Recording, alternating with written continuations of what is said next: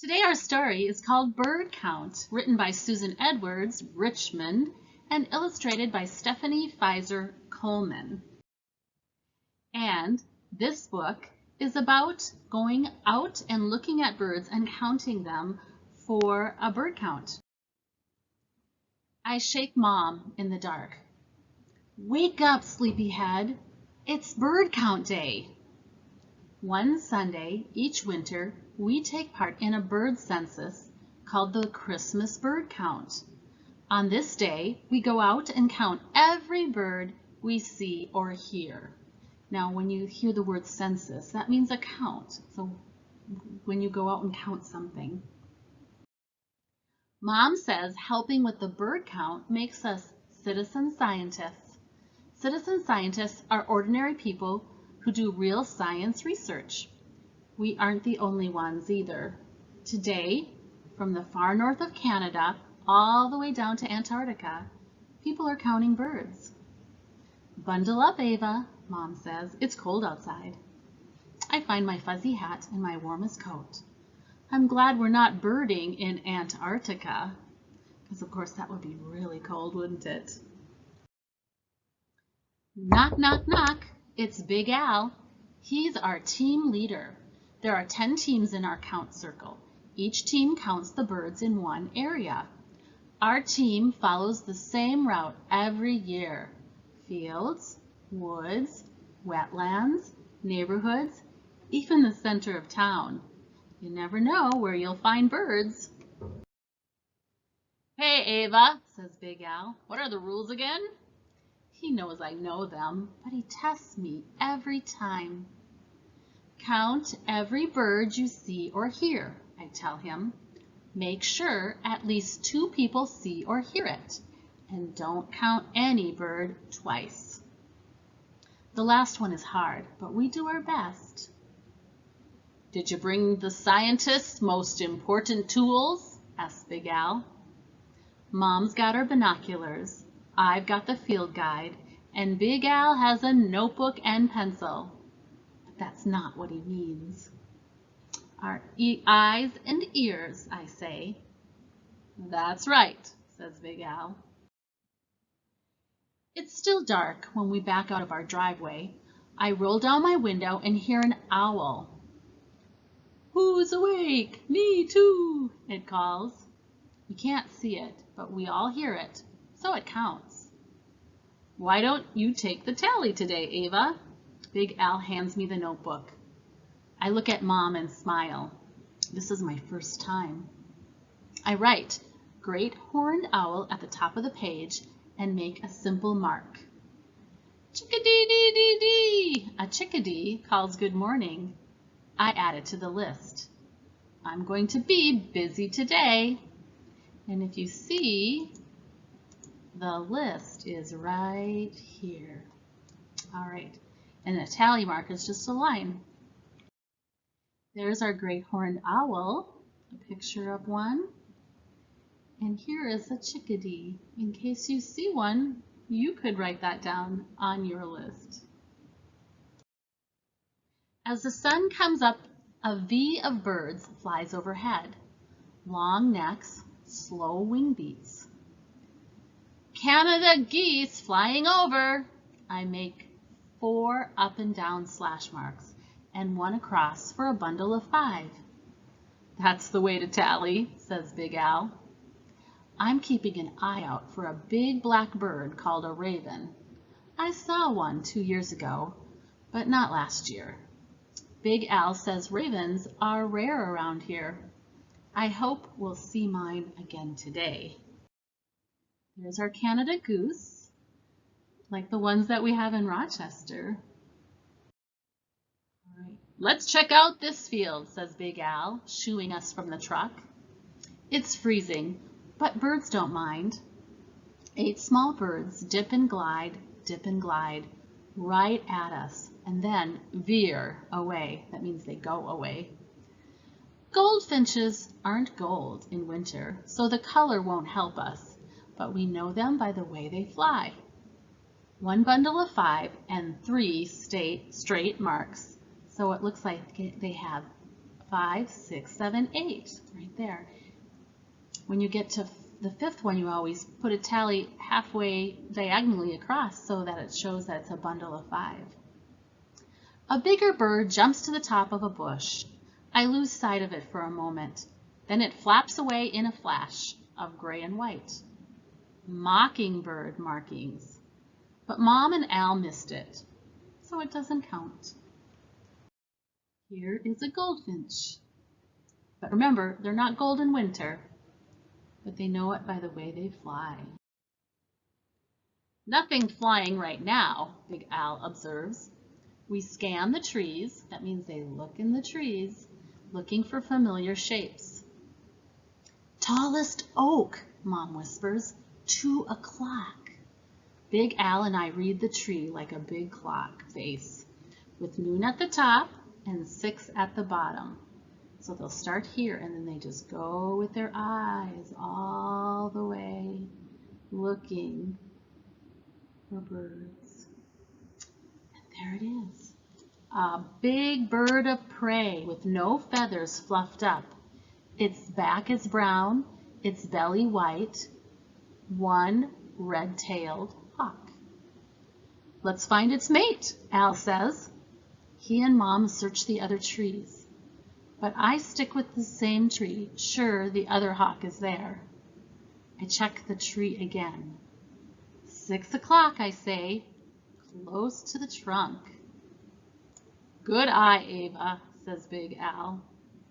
So 2 red-tailed hawks, and that's what they look like. It's not really red like my mark here. It is more of a rusty color. As we drive to our next stop, I watch the sky out the window. A blackbird soars above us, its wings tilt up in a wide, flat V. It can't be my raven. That's the way a vulture flies. I look hard and see 2 more, higher up and making wobbly circles. Cool, Mom says. Turkey vultures, 3 hash marks. And that's what a turkey vulture looks like. I think the way the head is red kind of reminds us of a turkey. At Weatherby Street, we park and walk down to the marsh. Loud quacks come from the cattails. When we get closer, we see some ducks dipping their heads under the water, looking for food. Splash! 3 other ducks dive out of sight. The dabblers are mallards, bottoms sticking up. The divers are mergansers. I tally them in our notebook. Everything's quiet for a while, and then we spot a quiver in the tall reeds. That means it moves slightly. A hungry great blue heron stretches its long neck on the lookout for a tasty fish. My stomach growls. Scientists get hungry too. Well, let's see. We see the ducks here. Let's see what illustration I have for us. All right, there's the mallard, always has the green head, the merganser, and the great blue heron. As we head to lunch, we see a line of cars stopped ahead. Big Al stamps on the brake. I crane my head out the window to look. Craning means you stretch your neck to look. A flock of wild turkeys blocks the street between Crosby's Gas and Bagel Bin. We count. It's a big number, so I write 17 on the tally page and circle it. While we wait for the traffic to start moving again, we count starlings in the trees. I count 11, Mom gets 12, but Al counts 13. I take the average of the 3 and circle the number 12. So when it got to be a large number, you can see they just wrote it down. Turkeys, wild turkeys, and those were the starlings, I believe. Stomachs full, we drive through several neighborhoods. We're looking for feeders where birds gather. Stop, I say. There's one with cardinals, blue jays, juncos. Wait, and isn't that a brown creeper on that tree? Its feathers look just like the bark. You're getting good at this, says Al, Big Al. I see a squirrel and a chipmunk too, but they don't count. All right, there's our cardinals. They like to stay in the winter here in Minnesota, so we see them all winter long. The male is bright red and the female is that brownish color. And the blue jay, beautiful blue jays. They're larger birds and they make loud noises. And then we have a junco and a brown creeper. Whoosh! A hawk with a striped tail dives at the feeder. The small birds scatter. They come to eat seeds, but the larger bird came to eat them. That one's Cooper's hawk for us. A big black bird wasn't scared away. It hops across the yard. Is that my raven? Caw, caw! A crow, not a raven. Ravens make a croaking sound. I pointed out to Mom and Big Al. Every bird counts. So they had to write down crow. It's interesting that they have to watch not only what a bird looks like, but what it sounds like or how it flies in order to identify the birds. Here we have the Cooper's hawk and then a crow. On Horseshoe Lane, houses hide deep in the woods. Someone reported seeing an ovenbird here last week. Big Al says that ovenbirds usually fly south to Central America before now. As scientists, we need to investigate. We need to check it out. We make hishing sounds to bring out the ovenbird. Shh, shh, shh. We don't see an ovenbird, but we do hear a Downy Woodpecker's rat-a-tat-tat-tat on a trunk. Several little chickadees cock their heads at us. We're miles from our last chickadee, so these go on the list too. Shh, shh, still no ovenbird. We hear a sound like a cat's meow, and then we see it. A gray bird with a flicking tail. It's a catbird. So if you notice, they said they were miles from their last chickadee, so that meant that this can't be the same one, so that's why they counted it again. And then I think that's interesting that the catbird sounds like a cat. Look at what pictures we have.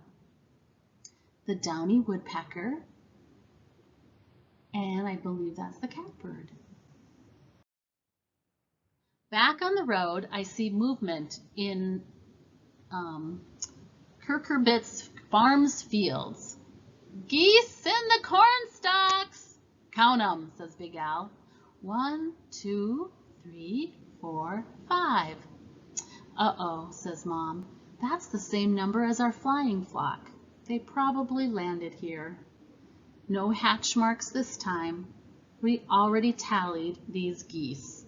So you can see these are called hatch marks too, and then they're also called a tally when you count them. So some cool ways to add things up with a hatch mark, and then you are tallying or counting. Big Al points to a gray and white bird. Look, Ava, he says, there's your mockingbird. This time it counts. So there's our mockingbird. As the sun sets, we pull into my school parking lot. Behind rows of buses are trees full of birds. They're like cut-out shapes against the sky, but we can hear them. Cedar waxwings chittering, mourning doves cahooing, robins singing cheerio, cheerio, cheerio. I see a big blackbird flap to the ground. Looks like a crow, but "Gronk, gronk," it cries. That's it, I shout. My raven came back. So there is our cedar waxwing and our mourning dove and our robin redbreast. Again, it's not red, but kind of a rusty color. And our raven looks a lot like a crow. so she could tell by the way he sounded. Too dark now to bird, but not too dark for a party. Potluck, hot chocolate, firelight. We meet other teams in our count circle and share what we saw. Big Al gives our tally to the circle chief. She reports for all 10 teams. I love being a citizen scientist. Maybe someday I will go to Antarctica on a bird count. I wonder what birds I'd find there. And so the Audubon Society always has a Christmas bird count, and it runs for several weeks, and then your local area can organize counting, and then everyone can turn in their counts. So here's some illustrations of bird counts from the past, some cool posters. Here's another really cool poster. Count me in, and you can see the snow falling on that duck. So that is what the bird count is all about. I just love this book, and I love learning about all the different kinds of birds. It makes me want to look really closely when I'm going for walks and see if I can notice the birds that are in my neighborhood. How about you? What birds have you seen this winter time around our neighborhoods? Happy reading, everyone.